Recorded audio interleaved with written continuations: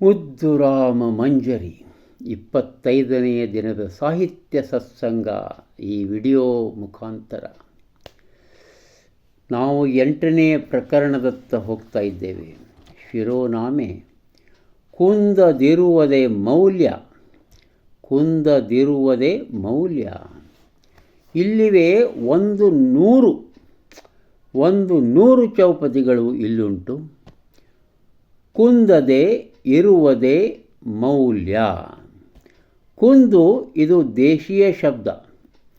ಕೊರತೆ, ನ್ಯೂನ್ಯತೆ, ದೋಷ, ಕೀಳಾಗಿರುವುದು ಮತ್ತು ಇನ್ನೂ ಏನೋ 2 ಶಬ್ದ ಇವೆ. ಮೌಲ್ಯ ಸಂಸ್ಕೃತ ಶಬ್ದ, ನಾಮಪದ, ಬೆಲೆ, ಕಿಮ್ಮತ್ತು, ಆದರ್ಶ. ಇದು ಒಂದು ಆದರ್ಶ. ನಾವು ಕೀಳಾಗಿ ಇರುವುದೇ ಆದರ್ಶ ಅಂತ ಅರ್ಥ. ಇಲ್ಲಿ ನಾವೆಂದೂ ದೋಷ ಪಡಿಬಾರದು, ನ್ಯೂನ್ಯತೆಯನ್ನು ಹೊಂದಬಾರದು. ಅಂತಹ ಆದರ್ಶವನ್ನು ಪರಿಪಾಲಿಸಬೇಕು. ಜೀವನದಲ್ಲಿ ಬೆಲೆಯುಳ್ಳದ್ದನ್ನು ಮಾತ್ರ ನಾವು ಭಾವಿಸಬೇಕು ಅಂಥೇಳಿ. ಯಾವುದು ಬೆಲೆ? ಹಣ, ಚಿನ್ನ, ರೊಕ್ಕ ಅಲ್ಲ.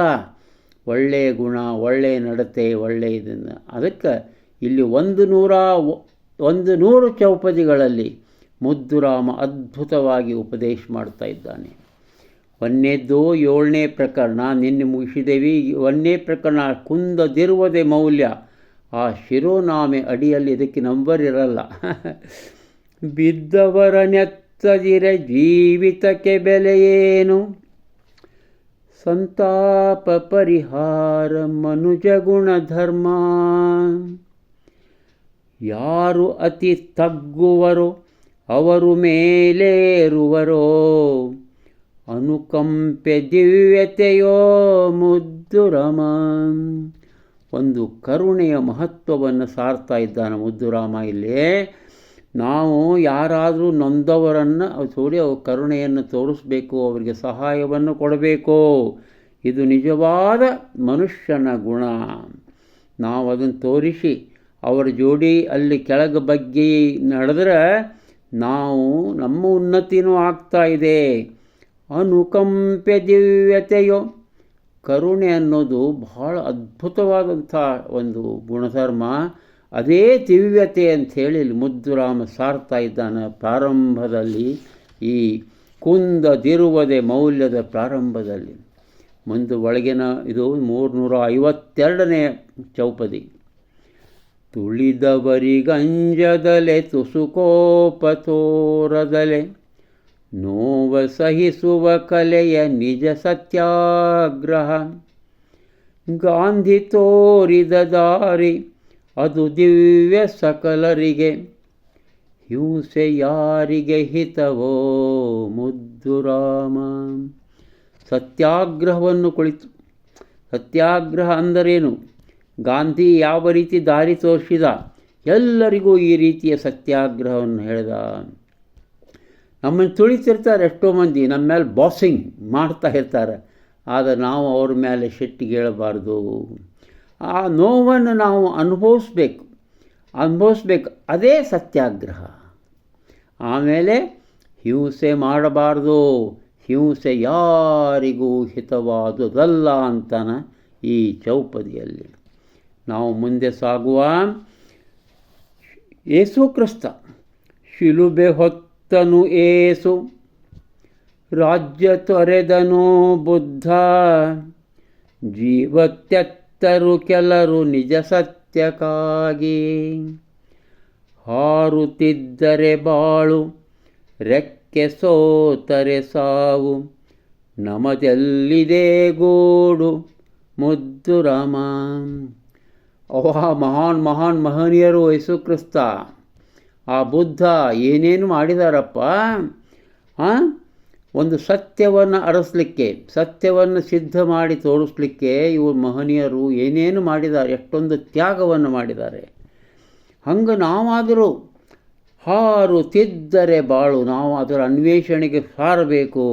ಸುಮ್ಮನೆ ಬ್ಯಾಡ್ ಬಿಡು ಅಂಥೇಳಿ ನಾವು ಒಂದು ನಿಸ್ತೇಜಿತರಾಗಿ ಇದ್ದು ಬಿಟ್ಟರೆ ರೆಕ್ಕೆ ಸೋತರೆ ಸಾವು.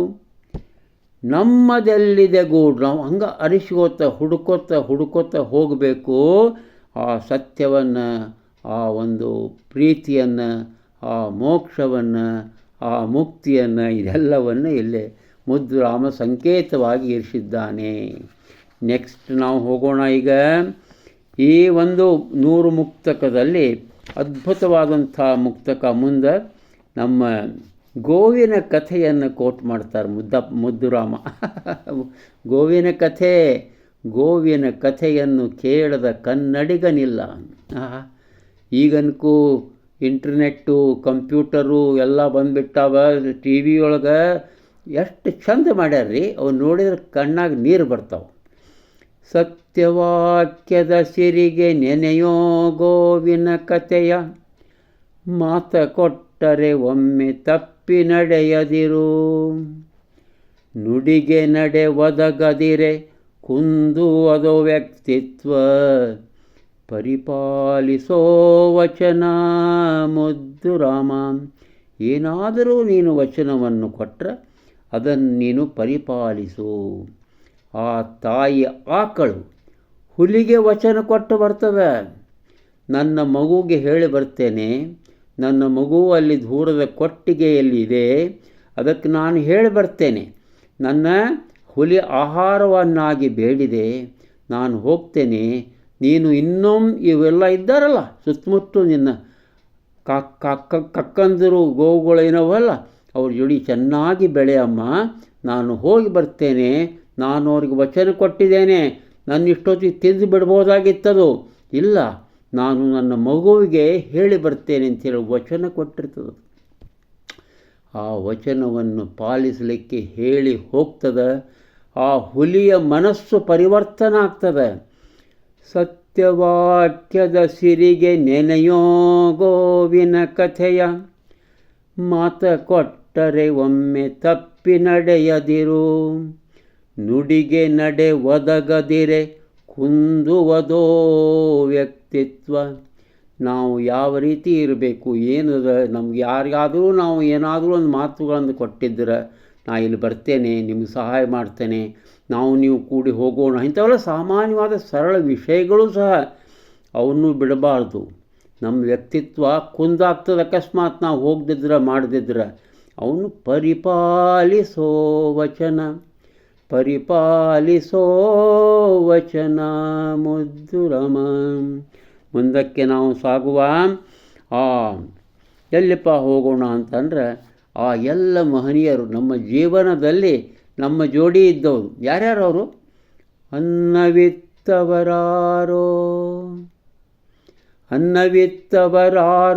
ಅರಿವನಿತ್ತವರಾರೋ,